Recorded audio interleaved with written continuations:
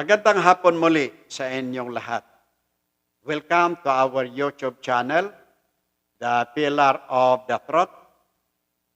Ang ating programa, ang concept ng ating programa, isa sa pinagbabatayan ng ating programa ay ang sinasabi ng Biblia, people are destroyed for lack of knowledge. And if you are believing right, you are doing right. So ito po muli ang iyong kaibigan, si Dr. Chris Dayugo, na bumabati sa inyo ng magandang hapon. Previously, pinag-usapan natin and we start discussing about repentance is always come at last. O kaya, ano ba yung nagsisi pero wala na? Ang pagsisisi ay nasa bandang huli. Yan po yung pinag-usapan natin previously. Ngayon naman, ipagpatuloy pa rin natin na pag-usapan ito at lalong-lalo na yung mga bagay na nakakatakot. Magsisi ka, pero wala na. Yun po yung nakakatakot. Ano ba yung mga bagay na nakakatakot? Okay, halimbawa, pakita nga natin sa screen. Halimbawa ng panahon ni Noah. Yan. Repented but it's too late.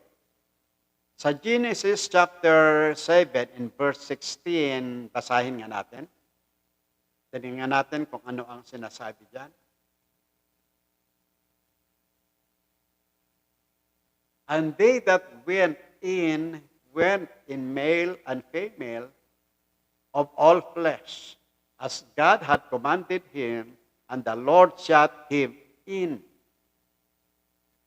Anong ibig sabihin nito? Ito po ay tumutukoy sa kung alam ninyo yung istorya sa flood during Noah.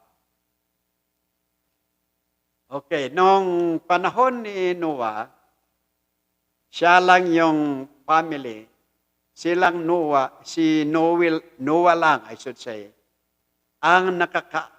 siya lang ang merong pananampalataya at sumasampalataya at naglilingkod sa Diyos. Kaya nga sabi ng Biblia, mapalad si Noah dahil natagpuan niya ang biyaya ng Diyos. Pero nung before the flood,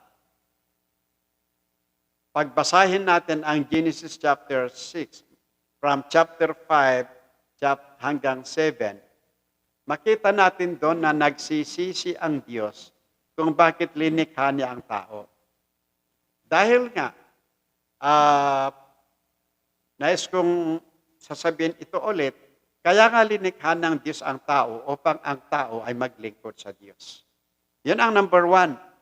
Kaya nga sinabi rin ng Biblia, nung may kasalan dito, pinagdiskasan din natin, ano ba yung jealousy ng tao at jealousy ng Diyos. Ano ba yung, ano bang Tagalog ng jealousy? Pagsisilos. Yan. Alam ni Kristen yung pagsisilos kasi baka meron siyang pinagsisilosan. Kaya alam niya. Yung pagsisilos ng Diyos at pagsisilos ng tao, magkaiba. The human jealousy, ang pagsisilos ng tao, kaya ka nagsisilos sa boyfriend mo, nagsisilos ka sa girlfriend mo, nagsisilos ka sa asawa mo, dahil sa insecurity na sinasabi. Yung nagdududa ka, baka ipagpalit ka, o kaya baka meron siyang masamang ginagawa, kaya ka nagsisilos. Ngunit, ang pagsisilos naman ng Diyos, hindi sa pagdududa. Kaya nga minsan, ang pagsisilos, sabi nga nila, pagmamahal, wala namang masama doon, pero nagiging masama na kung wala kang kontrol. Kung hindi mo pwedeng i-control ang sarili mo, yung wala ka ng tiwala sa mahal mo, kailangan mo rin pagtiwalaan. Kasi ang pagtitiwala ay pagmamahal yan. Maliban lang kung meron kang ebidensya at vulgar na o kaya konkreto na ang evidence mo na yan talaga. Kasi may mga magulang naman kasi, may mga ama na sadyang may pagkabastos. Nauunawaan nga sila ng kanilang asawa, iuuwi pa nila yung kanilang mga babae sa bahay at nakikita ng kanilang asawa ang kanilang ginagawa. Natural lang na magsilos. Kaya lang, may mga Kristiyano na hinayaan na lang dahil sa Kristiyano sila, dahil sa biyaya ng Diyos at tulong ng Diyos, hinayaan na lang kaysa makapatay siya. Ngayon, ang sinasabi ngayon na silos, pagsisilos ng Diyos, ito yung tama. Kung bakit nagsisilos ang Diyos, kaya nga sabi ng Biblia, I am a jealous God. O, patunayan natin, paki-plus nga natin, tingnan natin, patunayan natin ang sinabi ng Diyos, I am a jealous God sa Exodus. Kaya ang pagsisilos ng tao, pagsisilos ng Diyos ay magkaiba. Yung pagsisilos ng Diyos, yun ang tama. Ay simpre nga naman, linikha tayo para tayo ay maglingkod sa Diyos. Linikha ka para ikaw ay maglingkod ka sa Diyos. Pero sinong pinaglilingkuran mo? O tingnan mo, for thou shalt worship no other God, for the Lord whose name is jealous, is a jealous God. O tingnan ninyo, nagsisilos. Pag tingnan mo yung versikulo, imbis na halimbawa, pag meron kang, halimbawa, nag-pray ka, Lord, sinabi mo, at nakatingin ka sa isang bagay, magsisilos ang Diyos. Kasi kapag sinabi mong Lord, ipikit mo yung mata mo, just imagine ang Diyos sa langit. Wala kang ibang isipin, kaya tinitignan. Pero kung Lord, our Father, kaya kapag tinuruan tayo ng prayer, our Father in heaven, ibig sabihin, yung mind mo nakapokus sa langit. Hindi yung, Panginoon, iligtas mo ako, nakatingin ka sa isang Diyos-Diyosan, o kaya nakatingin ka sa isang bagay, ay kung sinong tinitignan mo, di parang siyang kinakausap mo. Kaya para siguradong hindi magsilos ang Panginoon, kausapin mo ang Diyos, pikit mo yung mata mo, i-focus mo yung isip mo. Yun ang isang pinagsisilosan ng Diyos. Pangalawang pinagsisilosan ng Diyos, tayong mga likha niya, tayong mga tao, linikha tayo para maglingkod sa Kanya. Ipaulit-ulit kong sinasabi ito 6 na araw para sa atin. Yung isang araw para sa Diyos. Pero anong ginagawa ng tao? Pati pa nga gobyerno natin, minsan, sila rin ang problems. Halimbawa, DepEd, Department of Education. Ang Department of Education, sila ang pagsalabing kaalaman, knowledge, education, iwag nilang gamitin ang linggo sa seminar kasi ang linggo para sa Diyos. Kung ako ang regional director ng DepEd, I will require all teachers to attend church in Sundays. Kasi kahit anong gawin mong seminar sa mga teachers, hindi mababago ang kanilang attitude kapag sila ay malayo sa Diyos. Kaya yun ang pinakamaganda. DepEd pa naman kasi korap eh. Ang DepEd pa naman kasi minsan, imbis na sila ang sa tao, mag-guide sa tao na pupunta sa church. Kaya doon nagagalit ang Diyos. Paano i-bless ng Diyos ang DepEd? Hindi lang sa DepEd. Halimbawa, sa Luilco, Panilco, sa NGCP, sa Meralco, kung ano-anong pangalan ng electric, ay bakit linggo ang gamitin ninyo na pagtatrabaho? Kaya nga dapat, ang sabi ng Biblia, 6 na araw para sa atin. Lahat ng trabaho, gawin natin sa 6 na araw.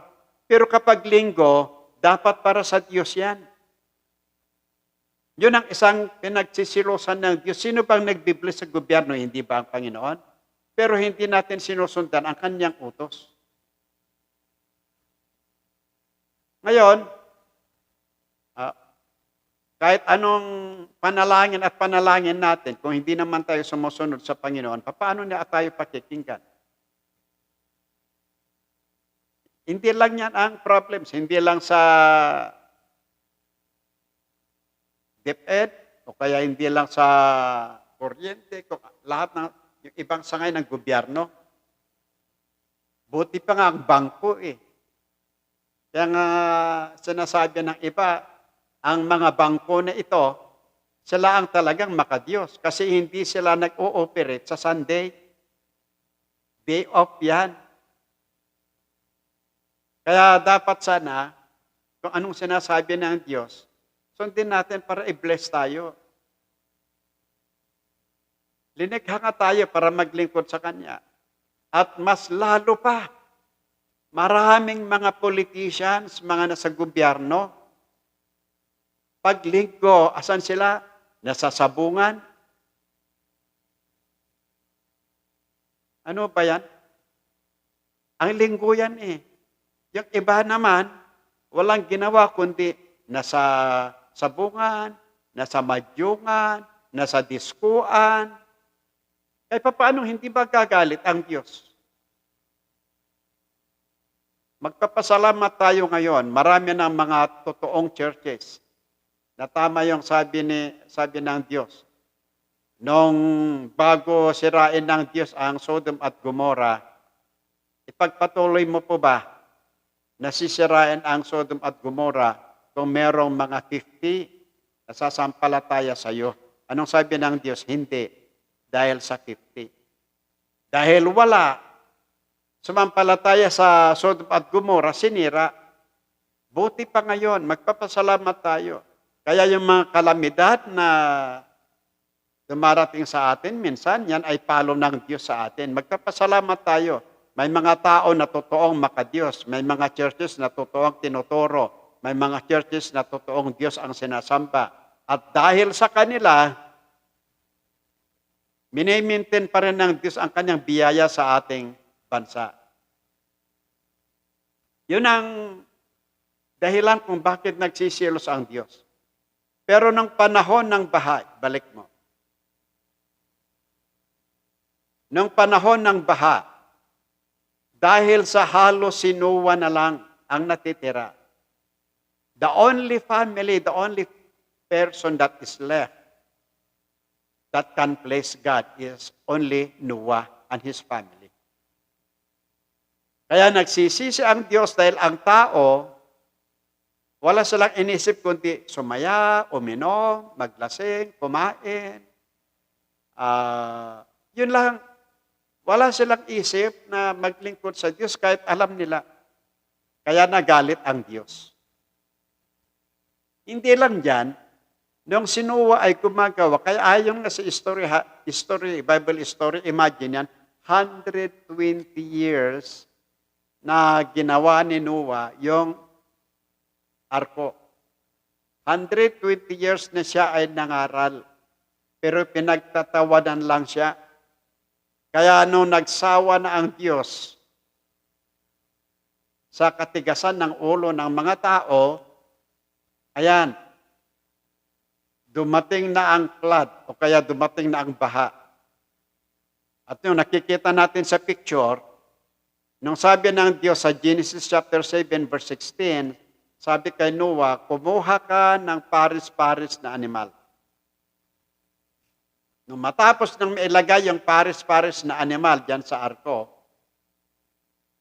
tapos sabi niya, lahat ng family mo pumasok na kayo. Pagkatapos, isinara ng Diyos yung arko. Wala nang ibang makapasok. Nung lumaki na ang tubig, palaki at palaki na, nakita niya ng mga tao na tama na yung sinasabi ni Noah na hindi nila pinaniwalaan kundi pinagtatawanan lang. Nung nakita na nila na ang tubig hahabulin na, kaya nalilipos na, tama ba yung Tagalog na ano? Pati bundok na, lumapit na sila sa arko at nagmamakaawa. nagsisisi sila, pero huli na ang pagsisisi. Yan ang ibig sabihin yan.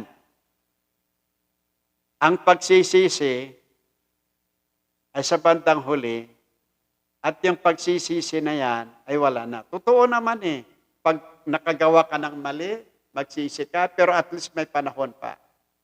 Pero yung pinag-uusapan natin dito, yung pagsisisi na kahit anong gawin mo, wala nang paraan. Halimbawa, nakagawa ka ng mali sa parents mo. Di magsisi ka, sorry po, forgive me. Nagkasala ka sa isang tao, sorry po. Sa mga parents, sorry po. At least, buhay pa sila. Hindi ka marunong magsisi. Nung namatay sila at saka magsisi, yun na yung pagsisisi na wala ng kabuluhan. Yung sinasabi mo na pinapakinggan ka, wala na. Kasi ayon sa Biblia, pag namatay ang isang tao at siya ay mananampalataya, dumiretso na sa langit yan. Pag hindi siya mananampalataya, nasa impyerno na yan, hindi kanya mapapakinggan. Yung iba natatakot sa patay. Baka balikan ka, wala, karma lang yan. Pero ang totoo, pag namatay ang tao, didiretso na, wala na siyang kailayaan. Hindi na siya pwedeng mamasyal-pasyal pa. Pag ikaw ay namatay, itatapon ng Diyos ang kaluluwa mo sa impyerno, dyan ka muna. Kapag ikaw naman ay mananampalataya, dito ka sa akin dahil ikaw ay naghirap, naglingkod ka, dito ka. Yan ang gagawin ng Diyos. Kaya kahit anong pagsisisi ang gawin mo sa bangkay, wala na. Yun yung sinasabi natin, habang buhay pa ang mga magulang mo, mahalin mo sila. Ngayon naman, related sa Diyos. Itong bahana ito, yung tao hindi naniwala. Ngayon, sabi naman ni Apostol Matthew, kung ano yung nangyari sa panahon ni Noah, yun din ang mangyayari sa future. Anong ibig sabihin yon? Kagaya ng mga tao ngayon, kahit anong pangaral ang gagawin natin, ayaw makinig, ayaw maglingkod sa Diyos. Kaya tama yung sinabi doon sa Matthew, na Matthew chapter 26, if I'm not mistaken. Tignan mo nga. Whereas the days of Noah will be the same when Christ comes. Sa Matthew. Kaya yung panahon ni Noah, ang pinag-usapan natin dito, magsisiman sila, wala na, late na kasi nakasara na yung arko.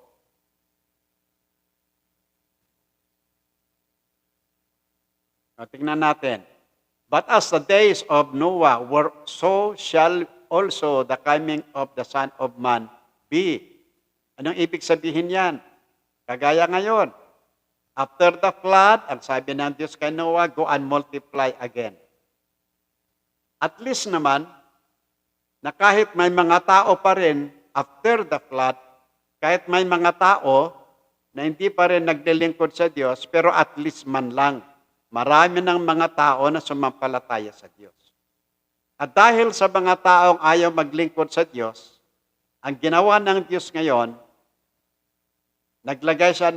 gumawa siya ng impyerno at gumawa siya ng langit. At inutusan ang kanyang mga alagad, mga propeta, mga pastors, mga preachers. Kaya nga ang sabi doon sa Mark 16:16. Okay. Kaya ang sabi diyan sa Mark 16:15 and 16, palagi natin itong nababanggit. Humayo kayo at ipangaral ninyo ang ebanghelyo. At kung sino man ang sasampalataya ay maliligtas. At kung sino man ang hindi sasampalataya ay paparusahan. Ngayon, binigyan tayo ng Diyos ng kalayaan ulit. Ngayon, pag ayaw mong sasampalataya sa Diyos, pag ayaw mong makinig, at namatay ka, saan ka pupunta? Di sa impyerno ka. Magsisi ka doon, huli na. Kaya ang pagsisisi ngayon na, habang buhay ka pa, tanggapin mo si Kristo, maglingkod ka. At saka ka lang magsisi pag nasa impyerno ka, wala na. Everlasting na yan na maghirap ka. Meron lang time during the white throne judgment na for a moment of time, bibigyan ka ng Panginoon na lumabas sa impyerno, kukunin mo yung katawan mo, haharap ka sa Diyos, gusto lang ng Diyos na makita ng buong mundo na ikaw ay walang pangalan sa aklat ng buhay, itatapan ka rin sa impyerno at forever ka na doon. Magsisi ka man, wala na. Kaya nga meron tayong sinasabing repentance is always come at last. Na yung sinasabi na you repented but it's too late. Yun ang ibig sabihin. Pag nakita mo na wala kang pangalan sa aklat ng buhay at itatapon ka na sa impyerno, doon ka magsisi, wala na. Pero gusto ko munang i-explain mabuti bago natin balikan ang impyerno na yan. Dito, ang sinasabi kung anong nangyari nung panahon ng baha, kasi nung nangangaral si Noah, pinagtatawanan lang. Wala silang pakialam. Nung dumating ang baha, sinara ng Diyos yung arko, gusto na nilang humingi ng tulong, pero late na.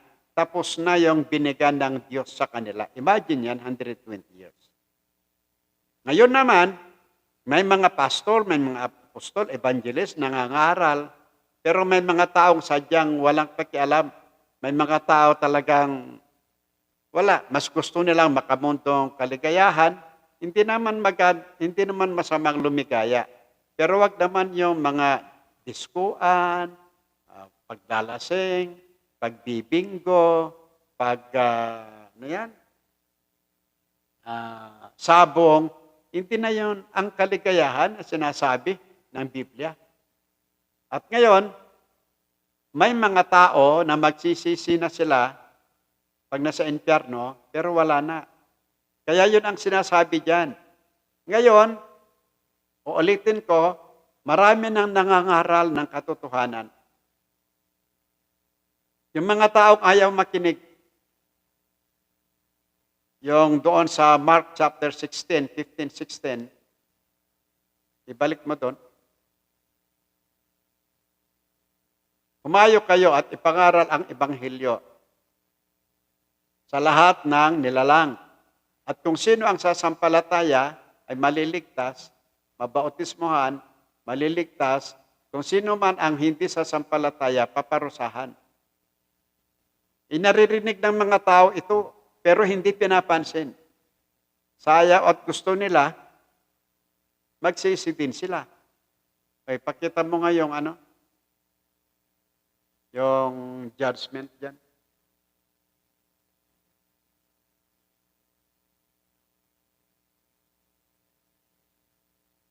Ito na yung sinasabi ko na white throne judgment. Pag wala kang pangalan sa aklat ng buhay dahil hindi ka naglingkod sa Diyos, itatapon ka dyan. Magsisisi ka man, wala na. Kahit anong pagsisisi ang gawin mo.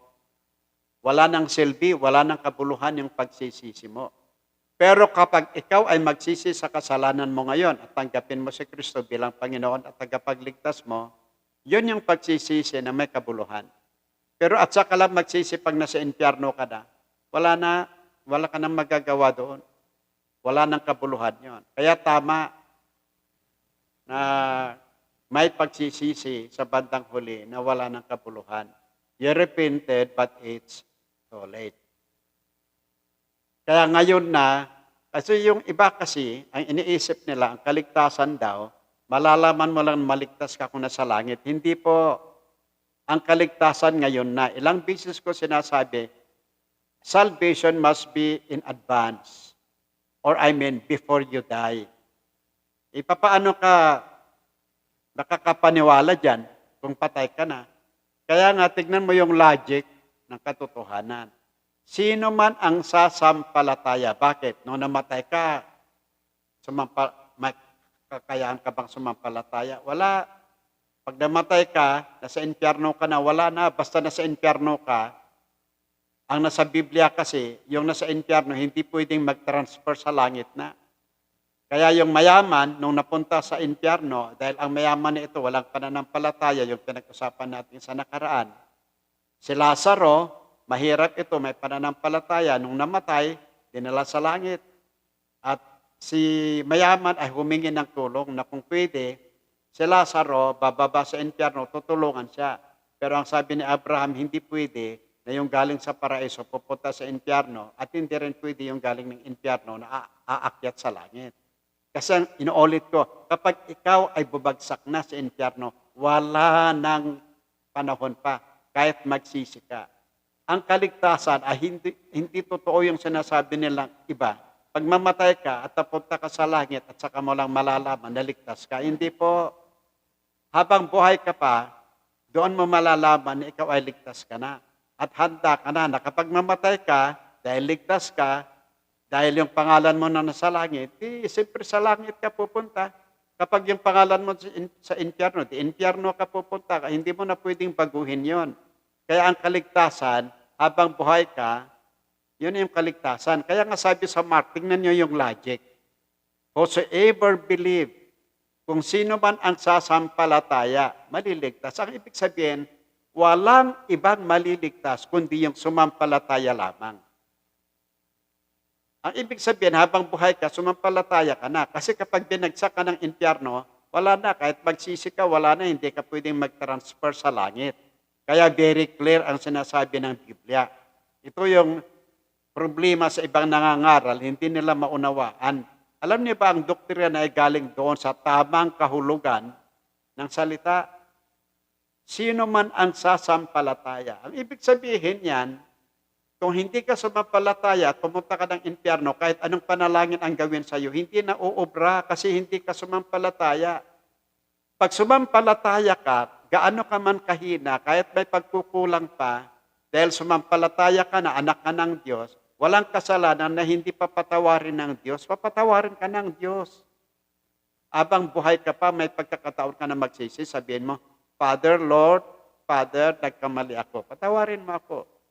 Sabi naman sa 1 John 1:9 na walang kasalanan na hindi papatawarin ng Diyos. At ang pagpapatawad ng Diyos ay diretso na yan.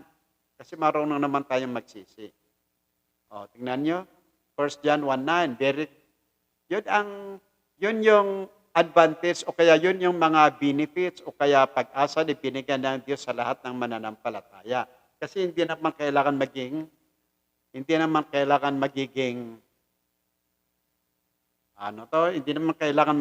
perfect ka.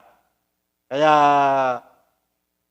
inuulit ko, very clear ang sabi ng Biblia na sino man ang sasampalataya at mababautismohan, maliligtas, at sino ang hindi sasampalataya, paparusahan. Kaya tingnan niyo yung logic. Ibig sabihin, kung sino ang sumampalataya, sila labang ang maligtas. Ang ibig sabihin, sumampalataya ka na, nabuhay ka pa. Kasi kung bumagsak ka sa impyerno, wala na. Siyempre, tingnan ninyo, sa judgment, halimbawa sa korte, kung ano yung naging decision ng Supreme Court, minsan yun ang sinusundan ng mga regional trial court pag gagawa sila ng decision. Ngayon, ang doktrina naman, sinusundan natin yung nangyari. Kung nakita natin sa Biblia na itong mayaman, hindi sumampalataya, nung siya namatay, pumunta ng impyerno, kahit anong pakiusap, hindi na pwede. Ibig sabihin, yun ang doktrina ng Biblia. Mangyayari yan. Kung nakita natin na si Lazaro, nung namatay, pumunta sa langit, yun ang ebidensya na kung ano yung nangyari na ginagawa, pinakita ng Diyos, doon yung ebidensya na kapag mamatay ang taong mananampalataya, dumiretso sa langit. Pag hindi ka mananampalataya habang buhay ka, bumagsak ka ng impyerno. Kapag nasa impyerno ka na, wala ka ng paraan pa para umakyat sa langit. Doktrina yan kasi yun ang nakita natin sa Biblia. Kaya, very clear, ibalik mo sa wag na. Sa Mark chapter 16, sino man ang sasampalataya, siya ay ililigtas.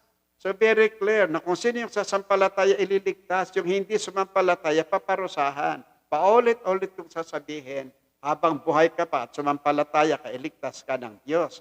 Yung pangalan mo, advance na. Halimbawa, hindi ka naman, bago ka pupunta ng Amerika, mag-apply ka ng visa. Pag may visa ka na, alam nyo na, nag-apply ako ng visa papunta ng Amerika, ilang beses ako na-deny. Nagpapasalamat naman tayo sa isang school, isang college na school doon kung saan ako kumuha ng doctorate ko by scholarship. Nung sila ang nag-petition, at meron ding mga kaibigan doon na nag-petition din, dahil doon, in-approve ng Amerika, siyempre, may schedule ako na pupunta ng Amerika. Pag pinakita mo yung visa mo, titignan doon sa immigration, nandyan ang pangalan ko.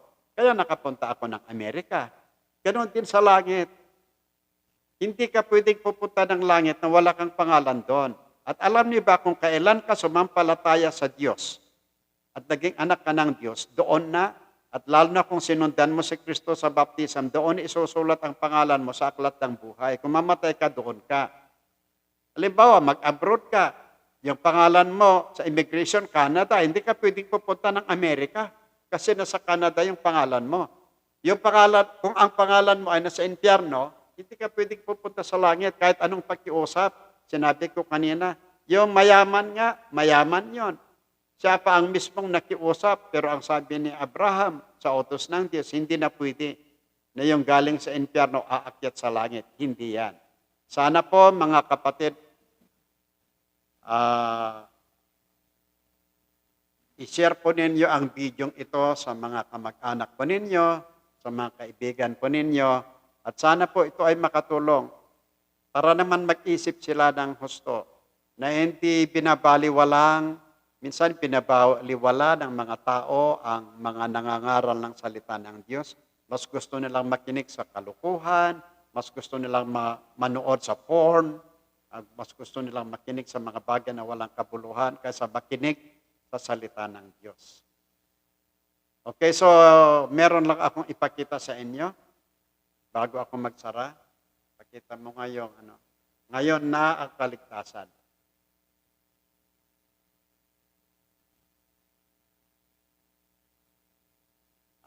Ang kaligtasan ay ngayon na. O kaya gusto ko pang ipakita pala, meron pa pala sa Proverbs, bago tayo magsara. Ang Diyos ay nangungusap sa atin ngayon. Ang Diyos ay tumatawag sa atin sa paglilingkod. Siya ay nagmamakaawa. Ginagamit niya ang mga propeta noon, ginagamit niya ang mga preachers ngayon, ginagamit niya ang mga evangelists ngayon, ginagamit niya ang mga pastors ngayon. Ngayon, kung ayaw nating makinig sa kanila. Ano ang sabi ng Biblia? Because I have called and ye refuse. I have stretched out my hand and no man regarded. Sige, tuloy mo. Verse 25.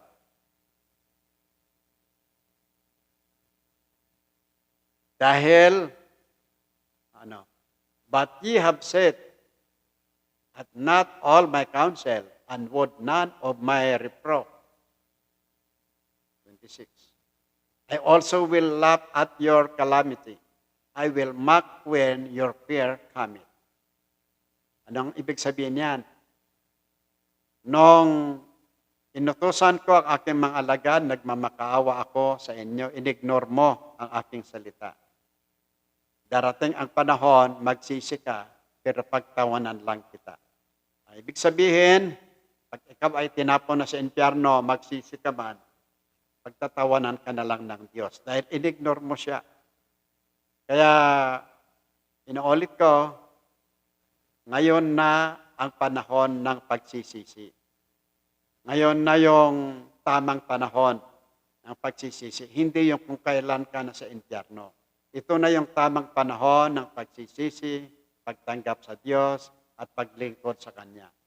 Kaya sabi dito, for He said, I have heard thee in a time accepted, and in the day of salvation have I succored thee. Behold, now is the day of salvation. Verse 3. Is the accepted time. Today is the accepted time. Behold, now is the day of salvation. Kaya ito na yung accepted. Ibig sabihin, pag nasa impyerno ka na, hindi na accepted. Ngayon, nabuhay ka, Ito na yung panahon na tatanggapin ng Diyos ang pagsisisi mo. Ito na yung panahon na tatanggapin ng Diyos ang paglilingkod mo at lalong-lalo na kapag ikaw ay tumanggap, nagsisi sa kasalanan mo ngayon, maging anak ka ng Diyos, ikaw ngayon ay ang pangalan mo ay isusulat sa aklat ng buhay. Kapag ikaw ay mamatay, pupunta ka sa langit. Mga kapatid na taga-subaybay, sana po marami po tayong napag-aralan sa discussion na natin ito na you repented but it is too late. Paano kayo Tagalog yan? You repented but it is too late. Ang pagsisisi na walang kabuluhan. Magsisi ka man, wala na.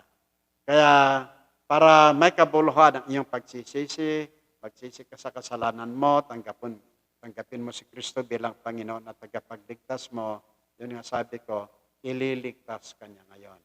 Mga kapatid na taga-subaybay, pakishare ito sa inyong mga kaibigan, invite your friends, invite your unbeliever friends, relatives, na mag-subscribe at makinig dito. Malay nyo, baka ang programang ito ay makatulong po sa inyo para madala ninyo ang iyong mga kaibigan, kamag-anak sa Panginoon.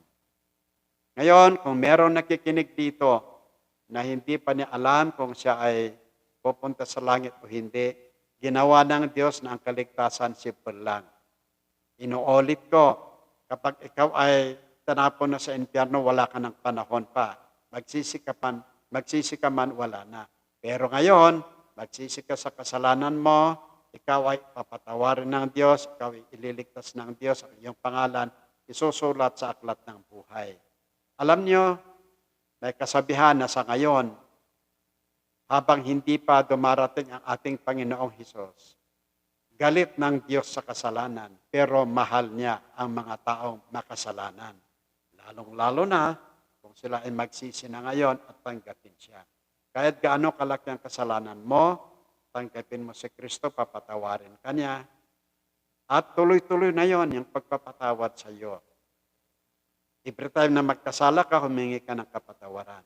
Pero ang gawin mo para makaiwas ka sa maraming tukso at makaiwas ka sa makamundong gawain, pag tinanggap mo si Kristo bilang Panginoon at tagapagligtas mo, patuloy kang makinig sa ating programa at patuloy kang umatin ng church. At sa pag-atin mo ng church, doon ka tutulungan ng Diyos para maging malakas ka spiritual.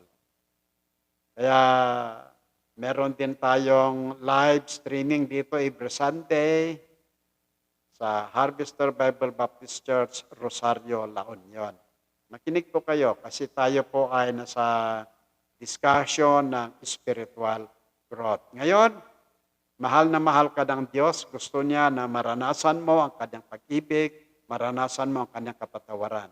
Kung gusto mong tanggapin si Kristo bilang Panginoon at tagapagligtas mo, gusto mong maranasan ang pag-ibig, pagpapatawad ng Diyos sa iyo, sundin mo ang aking panalangin. Close your eyes, bow your head. Tuturo ko sa inyo ang panalangin ng kaligtasan. Sundan mo lang ako. In other words, repeat after me. Dakilang Diyos at dakilang Ama na makapangyarihan sa lahat. Salamat po sa iyong salita na aking napakinggan. Salamat din kay Kristo Jesus na namatay sa cross para sa aking kapatawaran at para sa aking kaligtasan. Panginoong Hesus, nagsisisi na po ako sa lahat ng aking kasalanan. Panginoong Hesus, patawarin po niyo ako. Patawarin niyo ako at iligtas po niyo ako. Panginoong Hesus, binubuksan ko ang aking puso at tinatanggap kita bilang Panginoon at tagapagligtas ko. Sa inyong pangalan, Hesus, Amen. Kung sinundan mo ang panalangin at tinanggap mo si Kristo, umasa ka na pinatawad ka niya. Magtiwala ka lang na pinatawad ka niya. Patuloy ka lang na makinig sa ating programa at lahat ng taga-subaybay natin, mga pastors man, mga Christians man, inuulit ko, please share this videos to your unsaved relatives. Dakilang Diyos at dakilang Ama na makapangyarihan sa lahat. Salamat po sa programang ito at salamat sa ministering ito. Salamat din sa iyong salita na amin na pag-aralan. Salamat din sa palagi niyong pagprotek sa amin mula sa COVID. Salamat din sa provisions ninyo. Sa oras na ito, hinihiling namin na patawarin niyo kami sa lahat ng aming kasalanan. Hinihiling ko rin, Panginoon, na i-bless po ninyo ang lahat ng taga-subaybay. Sana po, patuloy lang silang makinig. At Panginoon, ang lahat din ng tumanggap sa inyo sa oras na ito, sana po bigyan ninyo sila ng pag-asa na sila po ay mahal ninyo. Panginoong Hesus, hinihiling ko na i-bless po ninyo ang programang ito na magamit, patuloy na magamit, at lahat ng mga Kristyan na tagapakinig, tulungan mo sila na ma-share nila ang video ito. Muli po, hinihiling namin, i-bless po ninyo ang lahat ng opisyal ng aming gobyerno na maging tama ang gagawin, maging responsible sila na hindi mangungurap ang gagawin nila, kundi maglingkod sa mga tao. At inihiling din namin, i-bless po ninyo ang aming bansa. Sana po, tulungan ninyo ang mga vaccination program. Sana tama ang paggamit. At ganoon din ang mga tao, bigyan din ninyo sila ng pananampalataya, pagtitiwala sa vaccine na ito. Tulungan ninyo ang mga tao na hindi malinlang sa mga false videos, fake news, para walang dahilan na hindi sila tumanggap ng vaccination. At inihiling ko rin na sana po, in your time, naniniwala po kami na mawawala ang COVID na ito sa inyong kapangyarihan para babalik po kami sa normal ministry. Ito po ang aming dalangin sa pangalan ni Jesus. Amen. Mga kaibigan, wala na po tayong oras, nakapag-overtime po tayo. At salamat po sa inyong pagkikinig. God bless.